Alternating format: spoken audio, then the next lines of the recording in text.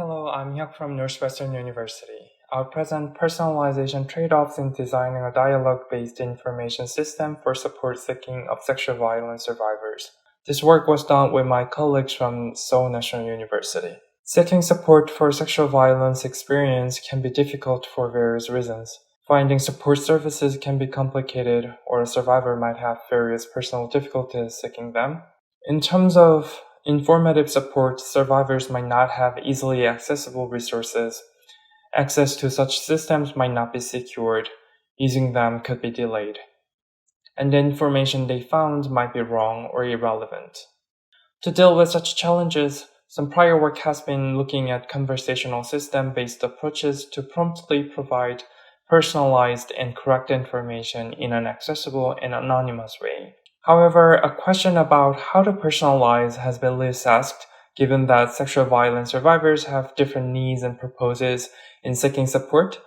Their cases are different in many ways, and there are different types of support services survivors can get. Therefore, we ask how to design personalization of such systems in this work to further facilitate such dialogue-based information systems.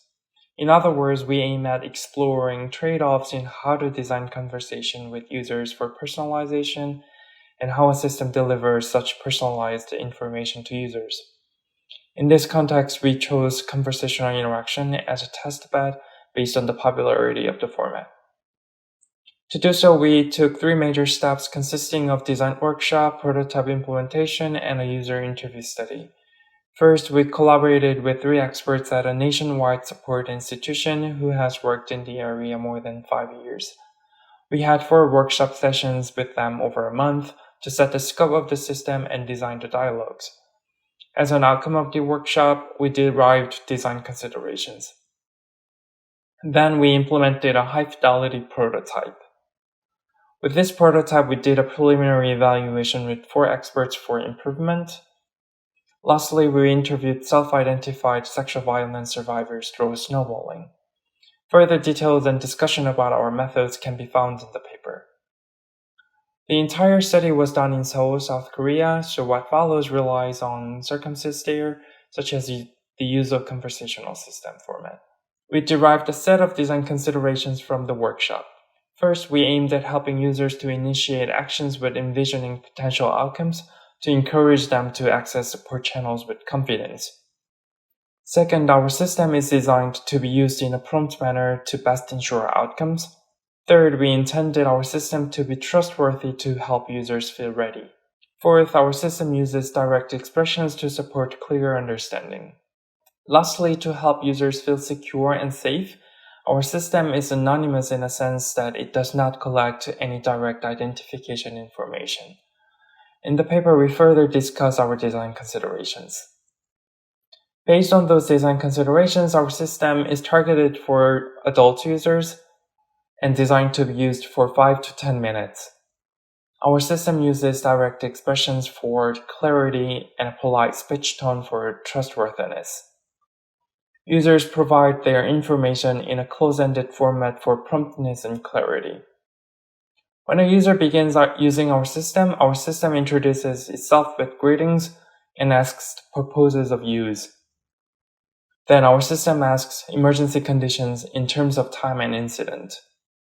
If a user is screened as an emergency case, our system informs them about available institutions and pre-visit instructions. In the next phase, our system asks more questions about details of user's case. Based on the user response, our system provides information and instruction about immediate medical, mental, and legal support. Lastly, users can keep asking each part of information in case they have missed anything.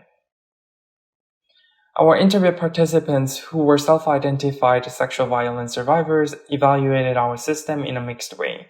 Some of them said the direct and explicit expressions of our system seemed necessary for their clear understanding, and those were not very overwhelming. However, others said those were sensitive and uncomfortable. For the provided information, some evaluated positively. They found it helpful to know about what's out of their interest, as it allowed them to envision what would come later. Some found the information to be less relevant because our system does not provide low-level details about counseling. From the design workshop and user interviews, we characterized two types of personalization trade-offs, one between specificity and sensitivity, and the other between emergent needs and emerging needs. To deal with them, we utilized a reversed approach and inclusive tailoring respectively. Short-term information systems like ours must ask users to understand them instead of implicit learning. However, the more a system asks specifying questions, the more sensitive users may feel about the system. We characterize this problem as a trade-off between enhancing specificity of information and reducing sensitivity to users. To deal with them, we decided to start from the feedback that our system provides and then move on to inputs that a user provides. This reversed approach goes in the opposite direction of the user's journey. In this way, we were able to remove a lot of unnecessary but sensitive questions. From our user interview, we learned that we should order the personalizing questions in a way that gradually increases sensitivity, considering that users are having a first-time conversation with our system. Next, a personalization system often needs to focus on emergent needs of users to make it relevant to them. However, when a user receives information provided by a system, they may form other emerging needs as they know more possibilities.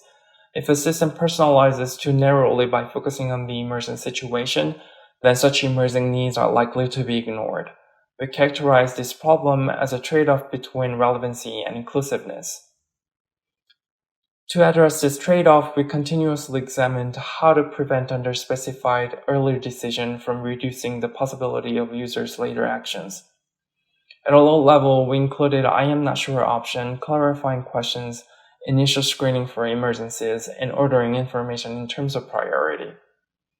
To conclude, sexual violence survivors can be identified as a single user group, but they have different needs and purposes. This motivates scaling up support or support-seeking systems for survivors. To do so, design teams should scope who to support first before what it can do. Designers can ask when they would use the system, like immediately or after a while, what they would want to get out of the system, like statements, counseling, and so on. In practice, many professional support institutions transfer clients to others that can work best with the survivors. That's why an initial contact to any one of them is really important. Likewise, we envision a network of support systems where initial contact to them can open a wide range of possibilities. This is the end of the talk. Thank you very much for listening.